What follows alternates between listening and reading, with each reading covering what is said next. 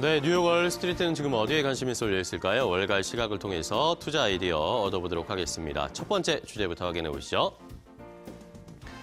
자, 주말 사이에 트럼프 대통령이 또 말을 쏟아냈습니다. 여러 가지 이야기들을 또 이야기했기 때문에 하나씩 좀 체크를 해봐야 되겠고요. 이것이 시장에 미치는 영향이 적지 않기 때문에 하나씩 확인해 보겠습니다. 자, 먼저 트럼프 대통령이 연준에 대해서 다시 한번 압박하는 모습이었는데요. 연준이 일만 제대로 했으면은 증시가 5천에서 10,000포인트는 더 상승했을 것이다라고 하면서 연준에 대한 불만을 다시 한번 노골적으로 드러내는 트럼프 대통령이었습니다. 자, 트럼프 대통령의 트위터를 좀 확인을 해볼까요? 자, 트위터에서 이렇게 이야기를 했습니다. 트럼프 대통령은 지금까지 그렇지 못했던 연준이 만약에 제대로 일을 했다라면 증시가 5천에서 10,000포인트 넘게 상승했을 수도 있을 것이다라고 이야기했고요. 여기에다 국내 총생산 GDP 증가율도 3%가 아니라 인플레이션도 없이 4% 넘게 오를 수도 있었다라고 하면서 연준에 대한 불만, 연준에 대한 잘못된 정책이었다라는 비판을 다시 한번 가하는 모습이었습니다. 자, 이러면서 양적 긴축 정책으로 양적 긴축 정책을 바꾸라고, 양적 완화로 이제 바꿔야 된다라고 하면서 다시 한번 연준을 압박하는 모습이었고요. 자, 이외에도 연준에 대한 이야기뿐만 아니라 5G에 대한 이야기도 좀 언급을 했습니다. 그 전에 지난주에 백악관에서 연방통신위원회 공동으로 개최했던 5G 상용화 선언식이 있었는데 여기에서 트럼프 대통령이 5G 경쟁에서 미국이 반드시 이겨야 된다라고 강조를 했습니다.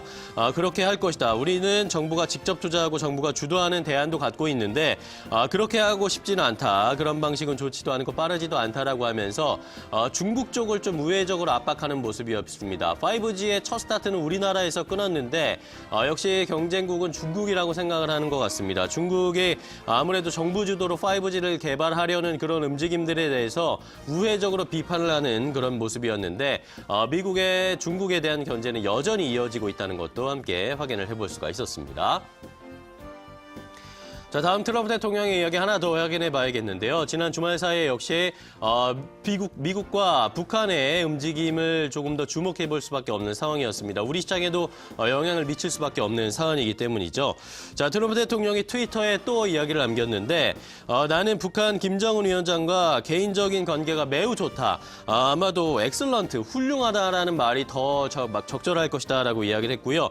이러면서 서로 어디에 있는지 완전히 이해한다는 점에서 3차 미북 정상회담이 있을 수 있을 것이다. 이것이 좋은 방법일 것이다라고 언급을 하면서 정상회담, 미국과 북한의 정상회담이 다시 한번 열릴 수도 있을 것이다라는 이야기들이 다시 솔솔 나오고 있습니다.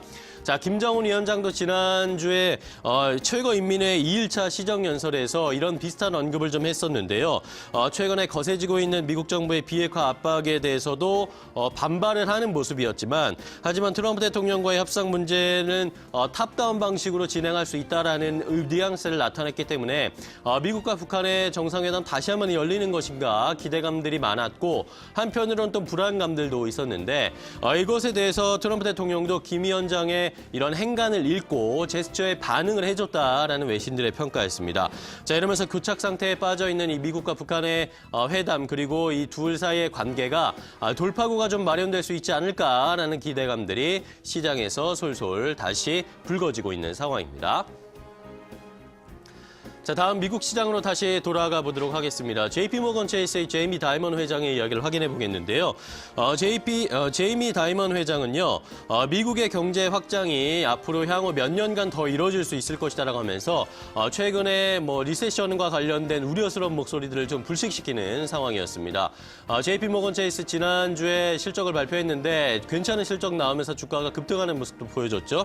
자, 애널리스트들과 가진 이 제이미 다이먼의 컨퍼런스가 있었는데 이 자리에서 미국 경제를 살펴보면 소비자들은 좋은 모습을 나타내고 있고 대차 대조표 역시 좋게 나타나고 있다. 사람들은 일터로 돌아가고 있고 기업들도 역시 많은 자본을 현재 보유하고 있기 때문에 미국 경제에 대한 두려움, 긴장감 너무 걱정할 필요 없다라고 이야기했고요.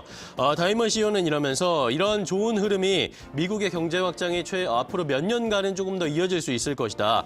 이것이 멈춰야 한다는 법은 없다라고 이야기를 했습니다. 자, 이러면서 이러면서 지정학적 이슈와 또 낮은 유동성 이런 이슈가 있고 여러 이벤트가 겹치면서 리세션을 초래할 수도 있겠지만 이것은 올해가 아니라 내년이나 내후년, 몇 년 후에 일어날 수 있는 일이기 때문에 올해는 일단은 크게 걱정할 필요가 없다. 미국 경제가 좋게 이어지고 있다라는 긍정적인 메시지까지 확인을 해봤습니다.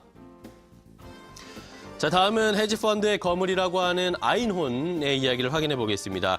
테슬라를 숏배팅하면서 헤지펀드의 거물로 일컬어지는 이러면서 테슬라로 많은 수익을 얻고 있는 데이빗 아인혼 이 회장의 이야기를 확인해 보겠는데 테슬라에 대해서 숏배팅을 강하게 걸면서 이러면서 테슬라에 대한 비판도 함께 가하고 있는 아인혼의 모습이었습니다.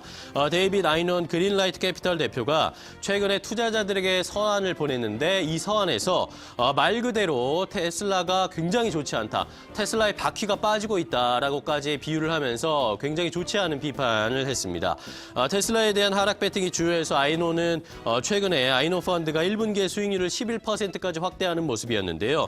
아인혼은 테슬라의 안전 프로토콜에 대한 결함 그리고 서스펜션 자동차를 맹비난하면서 테슬라의 자동차 바퀴가 빠지고 있다라고 비판을 했습니다. 하락 배팅에 여러 가지 이유가 있었는데 그 이유를 확인을 해보니까 수요도 부족하고 자포자기식의 가격 인하 정책도 마음에 들지 않는다. 그리고 폐점과 폐점 직전의 점포들이 늘어나고 있고 서비스 센터도 폐쇄하고 있고 설비 시설도 축소, 정리해고 몰아치는 제품 발표 이런 것들이 전체적으로 좋지 않은 뉘앙스로 테슬라가 이어지고 있다라고 이야기했고요.